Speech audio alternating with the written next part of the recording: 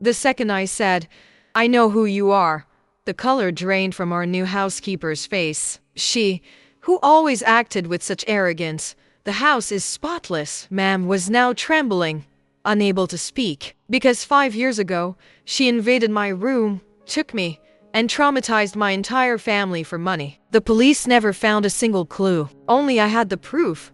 Her voice. So, when she had the audacity to come back 5 years later, I set the trap. She thought she'd come back to steal jewelry. I made her confess to the kidnapping from 5 years ago. But the worst part wasn't that she returned. It was discovering what she and her accomplice were planning to do to me this time. But let me tell you how this started. 5 years ago, my life was what you would call perfect. I was 14, lived in a huge house, and my parents, despite being very wealthy, were present. Our house was a home, not one of those cold mansions from a movie. The security was good, but the feeling was one of trust. I slept with the window to my room, the one facing the inner garden, always cracked open. That was the level of peace we lived in. All of that ended on a Tuesday, at 3:14 in the morning. I woke up with something pressing on my face. A hand. The smell was strong. A strange mix of cheap, overly sweet perfume and cigarettes. I tried to scream, but the hand clamped down, and I heard the voice. It wasn't a shout. It was a whisper, a calm, almost instructional whisper that froze my blood.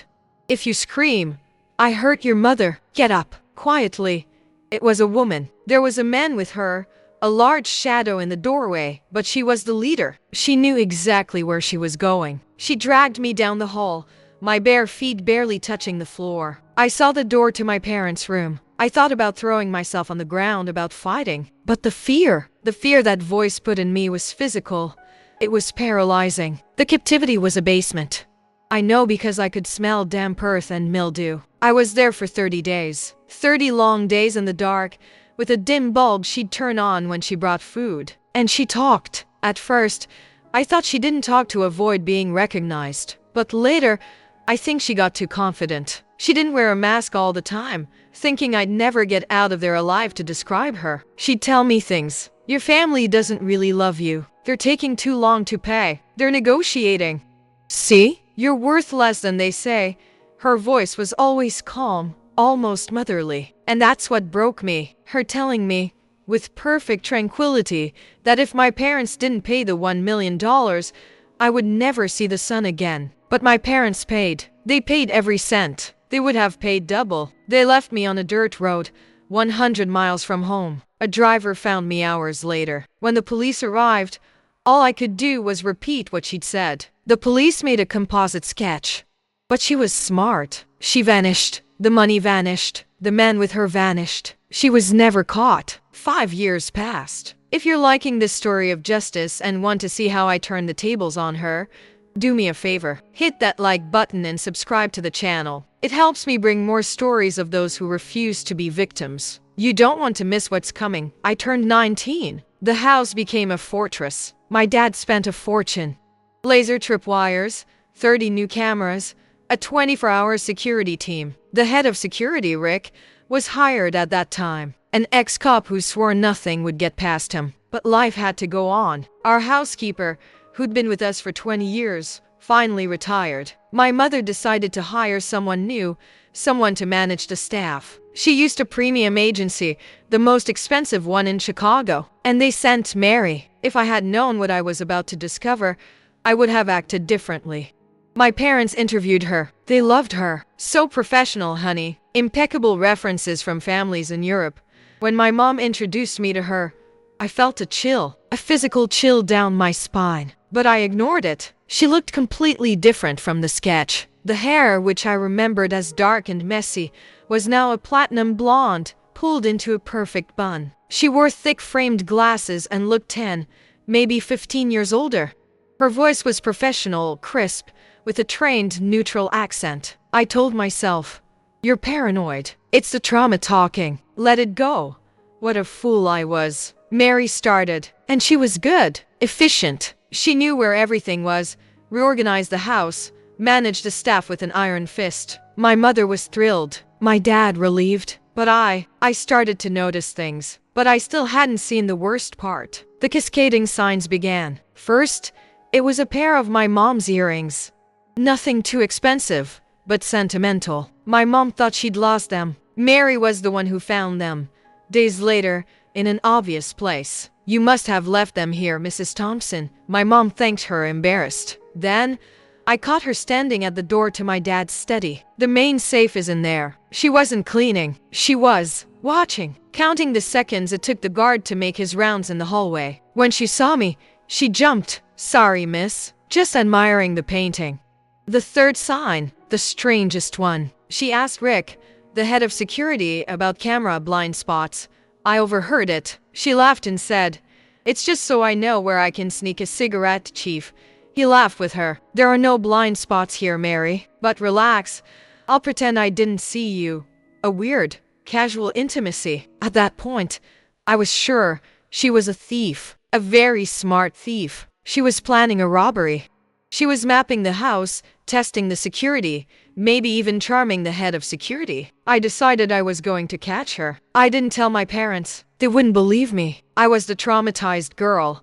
I needed concrete proof. I started testing her. I left my purse, with $500 in cash visible, in the living room. She picked it up, brought it to my room, and said, "Miss, be careful. You shouldn't leave money out like this."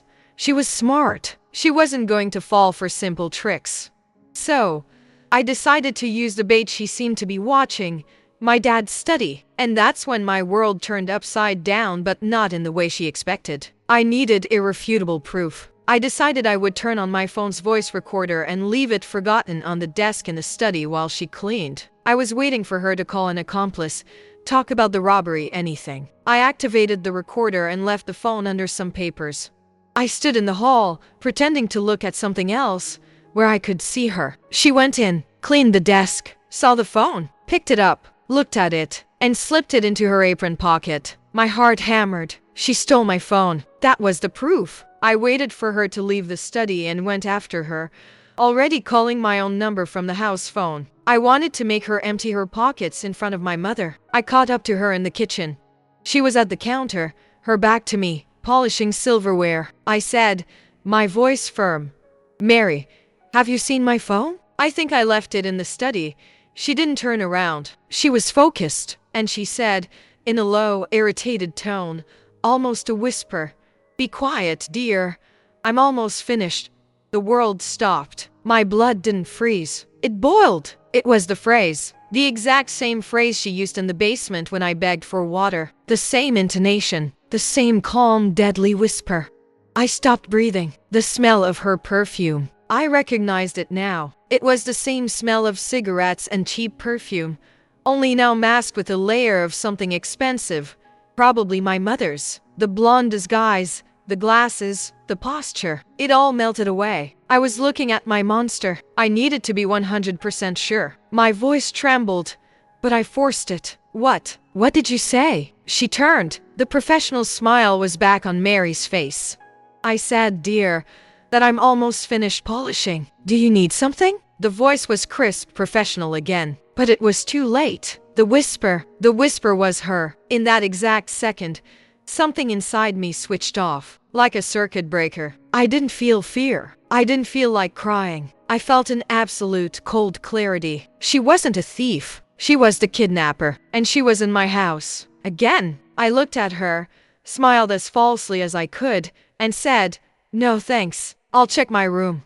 She slept peacefully that night, in her room down the hall. I was wide awake, planning in silence. She had no idea what was about to happen. My first instinct was to call the police. But what would I say? Her voice sounds the same. They'd have me committed. My second instinct was to tell my parents. But they would panic. They would confront her, and she would run. Again. No, not this time. This time, she wasn't getting away. This time, I needed proof that would put her in prison forever. I didn't want her arrested for stealing a phone. I wanted her arrested for the 30 days she stole from my life. I needed help. I grabbed my laptop. At AM, locked in my bathroom, I looked up the name of the private detective my dad had kept on the case for years, even after the police gave up. Detective Harris. I called him. He answered on the second ring, with the voice of a man who doesn't sleep. Harris, this is Laura's daughter. I think I found her. Silence. Where? She's in my house, working as our new housekeeper. Harris was skeptical. I understood. Look, kid, trauma can... I know what you're going to say. I cut him off, my voice cold. But she whispered the same phrase she used in the basement. I need to be 100% sure, and I need a plan. He hesitated. I can't get involved without proof. If you're wrong, I lose my license and your parents kill me. Then I'll get you proof, I said. What do you need? A clean recording. Her voice, undisguised. And I need to know why she's back. She didn't come back by accident. I hung up. I had a mission. For the next 48 hours, while she pretended to be the perfect housekeeper, I used my credit card and overnight shipped 4 micro cameras with audio, the smallest I could find. I had them delivered to a 24-hour pickup location, not the house. I told my parents I was sleeping at a friend's house for 2 days to study for finals. I didn't. I stayed in a cheap hotel near the pickup location where no one would find me. I got the cameras. I snuck back into the house in the dead of night while she slept and the security team did their shift change. Rick, the accomplice, made it easy without even knowing. I planted the cameras. It was the most terrifying thing I've ever done. One in the kitchen, behind the microwave. One in my dad's study, inside a picture frame. One in the main hallway, inside a smoke detector. And the last one in the security room. I knew she was watching it. She thought I was a scared little girl. I was building a fortress in silence. Now, the proof. I needed the voice. My first attempt failed. I accidentally knocked over an expensive vase in front of her. She cleaned it up, but only said, "Accidents happen, Miss Professional Voice." Frustrating. I needed something that would make her lose control. The trap was set. The kidnapper thought she was about to pull off a second score. If you're rooting for her to get caught, hit that like button right now and subscribe to the channel. You're going to want to see justice being served.